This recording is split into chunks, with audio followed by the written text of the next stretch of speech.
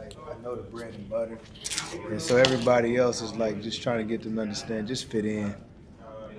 I don't need no heroes. I just need you to fit in, and it's the team building, the team camaraderie with going out, doing different things, implementing different things to help the structure of what's going on. So it's been good from that standpoint, But it's just this new normal, man. I think that we all get bent out of shape about it, but it's something that you don't have no control over. So truth is, it's almost like how when there's something negative going on in your life, and you probably don't talk to someone for a long time, and they calling to be nosy, so you don't pick up the phone. Like that's what you do to people that just calling to be nosy. So you gotta keep it tight.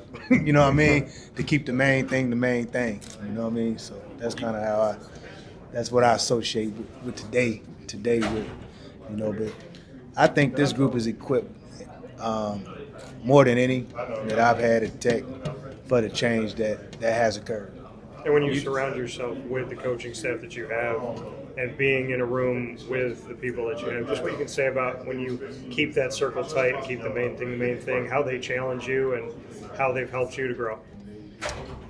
Tremendously. I learned, especially as a coach, that you got to keep everything and make sure that everything is tight, and there can't be no kinks in that armor, because if it's kinks in that armor, then them players can see it, and so players sniff that out. But it's been good. I like my staff, and we all got one message, and that's the biggest thing.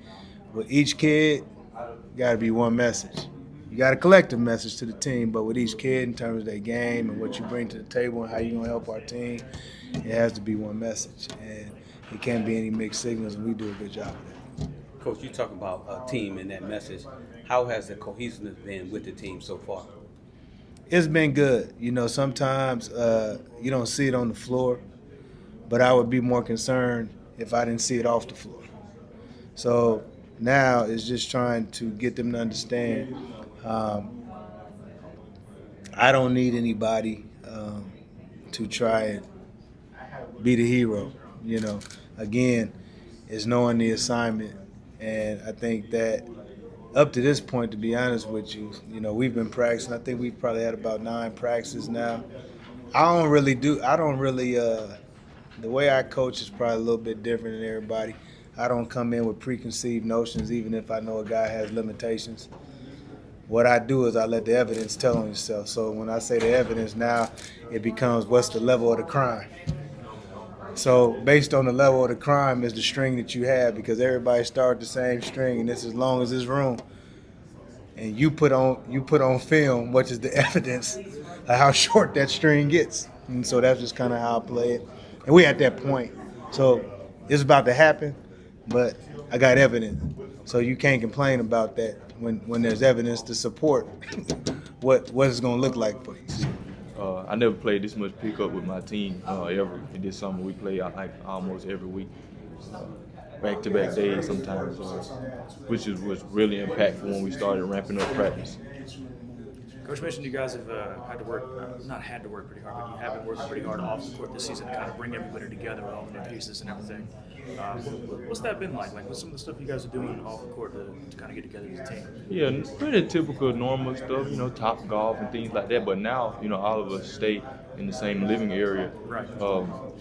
And I think it's hard to kind of force relationships off the court with players, but whenever you have a naturally flowing team that want to hang out with each other outside the court, you always can notice that. And that's what I've noticed. Guys are always hanging out by the pool together, and after practice, what we doing, or just just kind of lounging around and talking about stuff.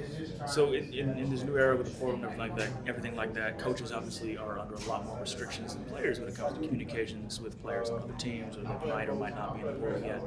How important is it, do you think, for current team members to be active in recruiting other players when the time comes? Like how important is that? I think it's important.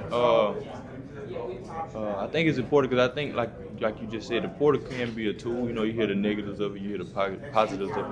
But me and Bob have been with Coach since day one. this was 95, maybe he would have had 6 or 7 guys that was with him since day one. So I think the portal could be a tool for that. So you may not have a freshman that comes in and stays 4 years, but you might have a sophomore that comes in and stays 3 years. Thank you very much for your time. Thank you.